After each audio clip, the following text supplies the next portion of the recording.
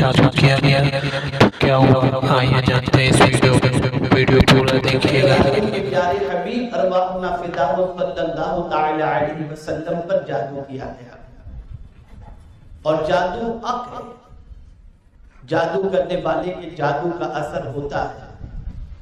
یہاں ایک بات واضح طور پر سمجھ لینی چاہیے کہ کوئی کتنا بھی عابد و زاہد کیوں نہ ہو، اگر جادو کرنے والا جادو کرتا ہے تو ہو سکتا ہے کہ اس پر بھی جادو کے اثرات ہو جائیں، لیکن پروردگار جل جلالہ نے اپنے پیارے حبیب صلی اللہ علیہ وسلم کو رحمت للعالمین بنا کر کے بھیجا، تو آقا کریم صلی اللہ علیہ وسلم کے صدقہ و توفیل پروردگار جل جلالہ نے ہر مصیبت کا علاج بھی عطا فرما دیا، تاکہ ہم ان مصیبتوں میں اللہ نہ کرے گرفتار ہوں تو اس علاج کے ذریعے اپنی مصیبتوں کو دور کر سکیں۔ گرامی وقار صلی اللہ علیہ وسلم پر جادو کیا گیا تو آپ نے ابھی 2 بچیوں کا مکالمہ سنا، جس میں لبید ابن عاصم جو یہودی تھا اپنی بیٹیوں کے ساتھ مل کر مصطفیٰ جان رحمت صلی اللہ علیہ وسلم پر اس نے جادو کیا، اور اس کے لیے اس نے ایک یہودی بچے کا استعمال بھی کیا تھا جو آقا کریم صلی اللہ علیہ وسلم کی خدمت میں رہا کرتا تھا، اور حضور صلی اللہ علیہ وسلم کے بال مبارک اور ساتھ ہی ساتھ آپ کی کنگھی کے دندانے کو اس نے حاصل کیا تھا، اور پھر اس کے بعد اس کے ذریعے رسول اعظم صلی اللہ علیہ وسلم پر جادو کیا گیا۔ جب جادو ہوا اس کے اثرات حضور صلی اللہ علیہ وسلم نے ظاہری طور پر اپنے وجود پر محسوس کیا۔ یاد رکھیں،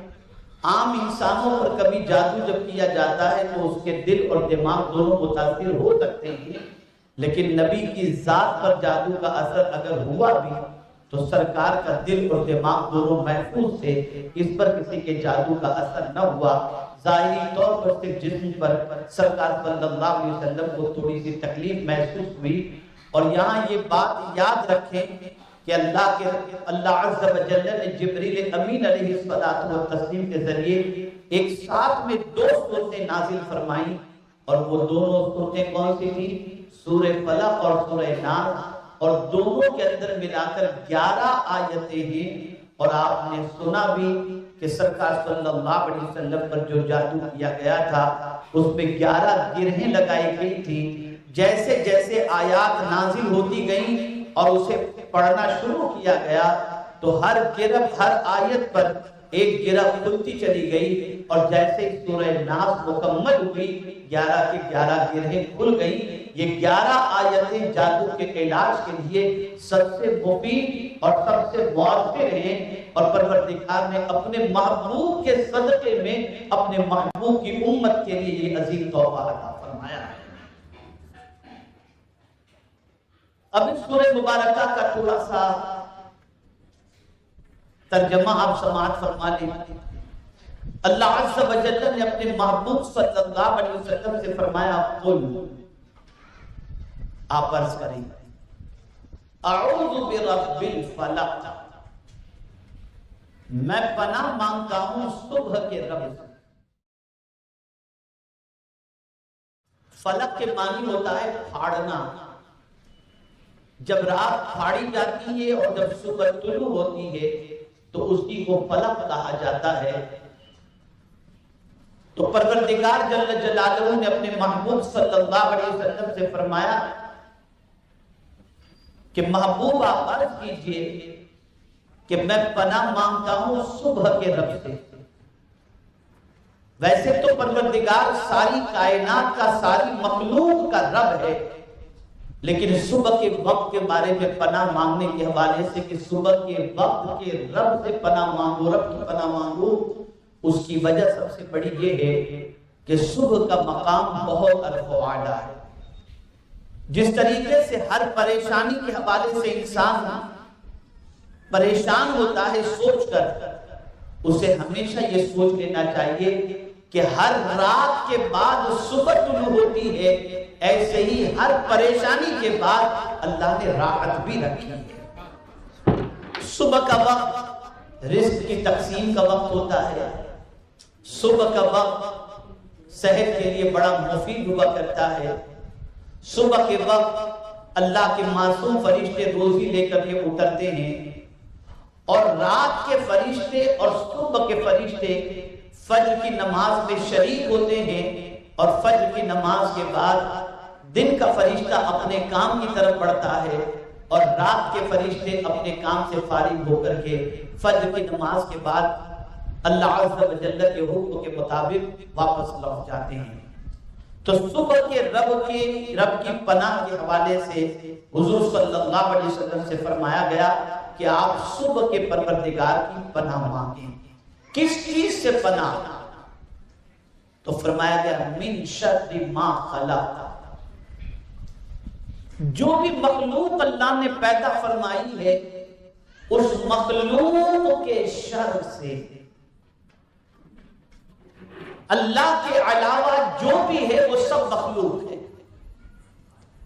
تو مخلوق کے شر سے پناہ مانگنے کے حوالے سے رب نے فرمایا۔ کبھی کبھی ایسا ہوتا ہے کہ بہت ساری مخلوق مفید بھی ہوتی ہے،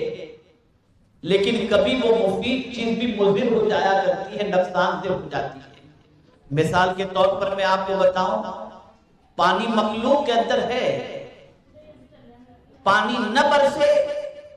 تو انسان کہے سالی کا شکار ہو جائے، بغیر پانی کے انسان کا جینا مشکل ہو جائے۔ لیکن اگر یہی پانی اتنا برس جائے کہ جس کی وجہ سے سیلاب کی شکل اختیار کر لے، اور جس کی وجہ سے باڑھ کی شکل اختیار کر لے، اور جس کی وجہ سے گلی نالے کوچے سب بھر جائیں، تو اب یہ چیز تکلیف دہ ہو گئی۔ پانی نعمت ضرور ہے، لیکن اگر یہ حد سے زیادہ گر جائے تو یہی نعمت زحمت بن جاتی ہے۔ تو پروردگار نے اپنے محبوب صلی اللہ علیہ وسلم سے فرمایا کہ مخلوق کے شر سے، یعنی جتنی بھی مخلوق اللہ نے پیدا فرمائی ہے ان ساری مخلوق کے شر سے اللہ کی پناہ مانگو۔ اولاد بھی اللہ کی نعمت ہے، لیکن کبھی یہ اولاد اگر باقی ہو جائے تو یہی اولاد ہمارے لیے تکلیف پہنچانے والی بن جاتی ہے۔ دولت بہت زیادہ ضرورت کی چیز ہوتی ہے، لیکن اگر یہی دولت ہمارے لیے مصیبت بن جائے کہ ہماری جان کا خطرہ ہونے لگ جائے تو یہی دولت ہمارے لیے تکلیف دہ ہو جاتی ہے۔ تو پناہ مانگنی ہے اللہ عز و جل کی، لیکن کس چیز سے؟ مخلوق کے شر سے۔ اس لیے رسول اعظم صلی اللہ علیہ وسلم کی بارگاہ کے اندر جب کوئی پریشان حال آتا کہ فلاں مجھے ستا رہا ہے، فلاں مجھے تکلیف پہنچا رہا ہے، یا فلاں تکلیف کے اندر میں گرفتار ہوں، تو میرے آقا صلی اللہ علیہ وسلم انہیں سورہ فلق اور سورہ ناس پڑھنے کی تعلیم دیتے، جس کی وجہ سے اللہ انہیں ہر تکلیف سے نجات عطا فرما دیا کرتا۔ تو سورہ فلق اور سورہ ناس صرف جادو کی پریشانیوں کا حل نہیں، بلکہ ہر پریشانی کا حل ہے، لیکن خاص طور پر جادو سے پریشانی کا حل اللہ نے اس میں رکھا ہے۔